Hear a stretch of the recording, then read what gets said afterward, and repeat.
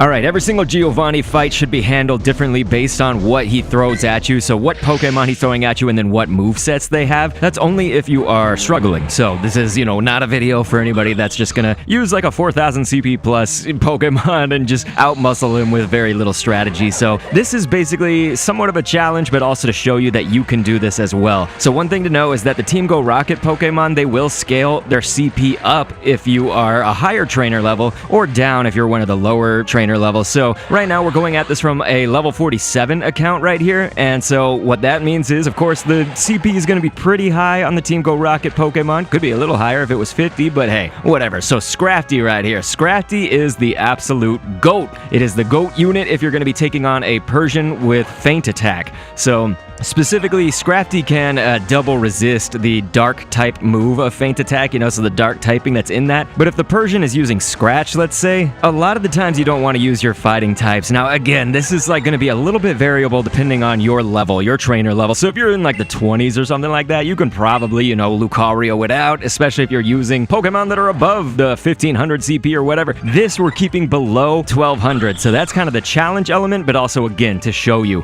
hey, I'm level 47, but let's say that you were a trainer level that was below me, you could actually use Pokemon that are much higher in CP, and if everybody has the same movesets, that's your Pokemon and their Pokemon included, you can do this no problem. So the other thing you need to know, of course, if you did not know this, all Team Go Rocket fights work this way, but basically if you use a charge move or if they use one, look at this, power-up punch, and notice that Garchomp is standing completely still. So that's time that you want to get in free hits. By free hits, we just mean that they're not going to be doing anything to you. So again, that's like stagnation time, you could call it, I guess, or stun time is what we call it in the Team Go Rocket world. And so during that stun time, again, even if you have your charge move ready, look, we're going to charge it up right there. We had our charge move. It was probably about time to use it, but I got a few more hits in right here to generate some energy. So that's what you want to do. You want to be farming up that energy and overcharge it. You can overgenerate it and the energy will stack on top of itself. I guess what that means is just like, okay, we have a weather ball ready, right? So you could have another weather ball ready right after that. Once again, that's a way to kind of use that stun time to your advantage right here. So notice we're going to be taking on Registeel right now. So this Registeel right here is going to have Rock Smash. So Rock Smash is a fighting type move. You do want to resist that as much as you can. You could double resist it and everything, but you want to think also about like, how can I be dealing super effective damage? So obviously with this ice, that's not going to be very effective. It's actually being resisted by that Registeel right there. And so that's okay. We just needed to get in a few hits like until it was time to switch in another one. So every single time that you switch a Pokemon, or if it like faints, and that's either side, that makes stun time as well. So notice that the Registeel wasn't doing anything when we switched in right here, because of course one of our Pokemon fainted, but it's the same thing when you make Giovanni's Pokemon faint, they're gonna stand still for a long time, so that's nice. Again, overgenerate that energy, charge it up during that time. So Scrafty, again, it's really nice just because when you have counter and power-up punch, like that's just a spammy combination if you have like any Pokemon to do that. Another one is like Poliwrath. A lot of the times you can use Mud Shot, which also generates a lot of energy per hit, and then power-up punch, Ice Punch if you want to give it 2 moves. And so right here we have Talonflame as kind of the anchor to back this up right now. We're going to be dealing super effective damage with that fire, so that's good, but we still have about half of that Registeel's HP left to go, so it is a little bit down to the wire only because of the challenge element to this, If these were like 2000 CP even, each one of those, and you could go higher than that, of course, I'm saying, but